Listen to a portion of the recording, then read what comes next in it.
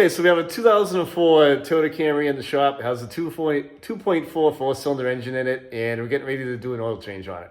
Before we get started, remember to subscribe to the channel, ring the bell, and subscribe to all of our notifications. That way you'll get a heads up when we upload a new video. All right, so we're going to crack the oil fill cap on it, and just set that off there. And we're going to put this thing up in the air, and after we get done, we're going to change the oil and filter. There's no grease fittings on this car. When you do a service on your car, you want to check your tire pressures, check your lights, check all the fluid levels. We'll go over what the position is on all the fluid levels here, inspect our battery connections. Those are nice and clean. We've sprayed these previously with some red protectant, and it really keeps the cables nice and clean. We're going to check our hoses to make sure they're firm and tight.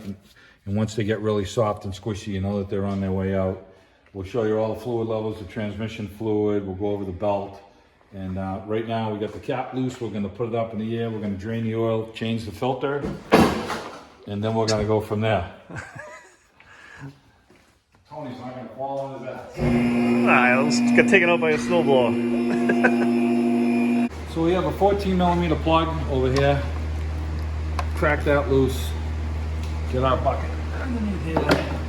Gonna drain the oil. The filter is right here in the front. Kind of hard to see. You can get the filter wrench in there. We'll show you how we do that. Let this drain. So while you're draining your oil and you get this settling down, this is a good time to check all your tire pressures and you know, at least get that done while the oil's draining on it. You kind of want your oil a little warm anyways, to try and get as much out of the crankcase as you can. We're going to let this drain down. Now our oil filter is pretty much right here, and we may be able to get both of them to drain in the same bucket. But for some reason, we always seem to make a mess, so we're going to try to avoid that today. All right, we're going to come in here with the small oil filter wrench, get our hand on it. You can feed in here, and this is the position that I'm in, if you can see that. Now we're going to crack this loose. Get it so that it's loose with our hand. This filter has a little socket on it that you can get up there, which is kind of neat. I don't know what brand it is, but it's kind of cool. But we use just the wrench I always use. This is going to drip, and we're going to get our hand out of there and just let it drain down on its own. And then once that's done draining, we're going to put some oil on our new filter here. Put a little bit of oil on our O-ring. Get this tightened up. And then we'll, once we get that filter off, we'll screw this one on, hand snug, hand tight, and then just give it a little goose, a little more. And that's all you really need. You don't need to crank it down with the wrench. And you just want to make sure that when you take the other filter wrench down, that the O-ring comes down with the oil filter and it doesn't stick on there. If it doesn't, you'll have two on there and it's going to blow out and leak. So let's go try and take this filter down now with the rag. We've already cracked it loose.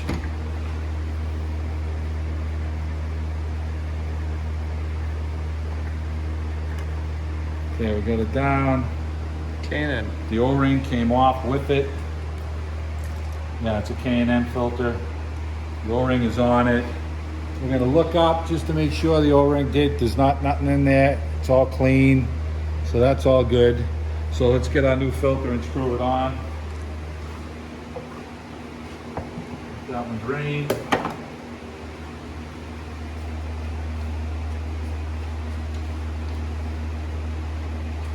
Okay, we can compare the oil filters before you put them on. Make sure the holes look the same. The O-rings, a lot of people just stick them on with each other to get the oil on there. That looks the same. Let's go and thread this thing on.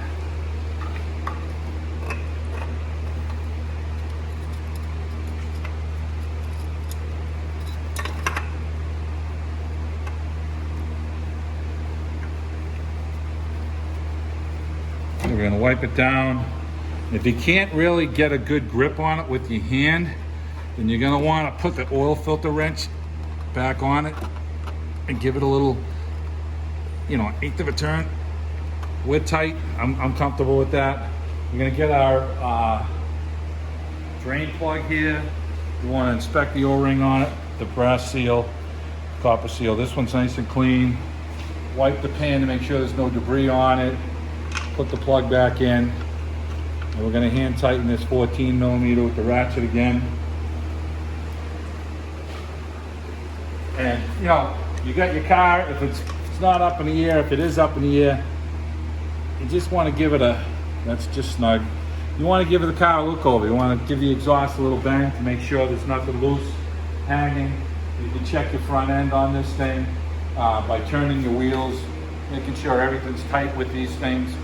You want to just check the car out to make sure it's good for another 5,000 miles. Whatever your oil change is going to be, your interval is going to be. And this is a regular customer, so we look the car over and make sure there's no oil leaks, no exhaust leaks, make sure the front end is tight.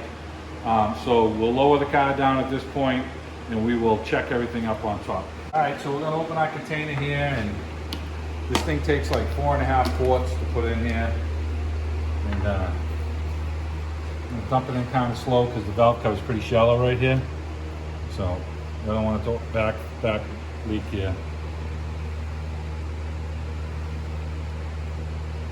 And we'll get the 4 quarts in, we'll start it, run it, check the level, and then finish topping it off. And then we're gonna go over, you know, like I said, we're gonna check the hoses, the belts, and we're gonna look at, you know, all the fluid conditions, make sure they're full. And you know, if you're doing this yourself, you wanna make sure that all your fluids are up and that, you know, everything's good until your next oil change. And if you find something that you're iffy about, and you're gonna wanna take care of it at this point. Do yourself a favor, check all your lights.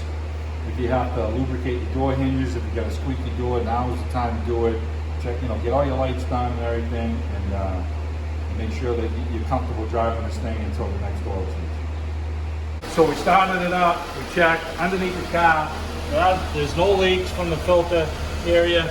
You want to make sure if you're going to have a leak, it's going to be right away as soon as you start it. If you don't have any leaks, we're going to go ahead and check our transmission fluid. It's got a little tongue to pull back on. The car's running, and we're going to check our level and make sure the fluid condition is good.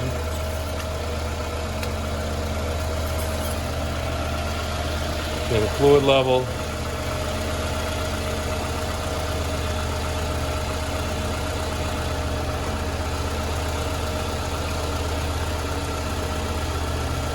Should be in the middle, closer to this side on the notch. So let's see where we are with it.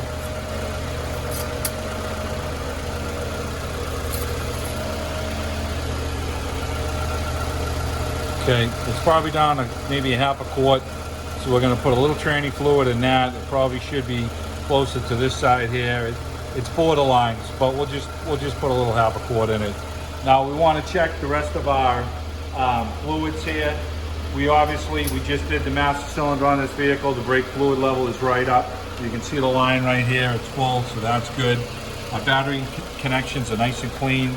We want to try and give them a little wiggle. They're not moving. Those are good. That's nice and tight.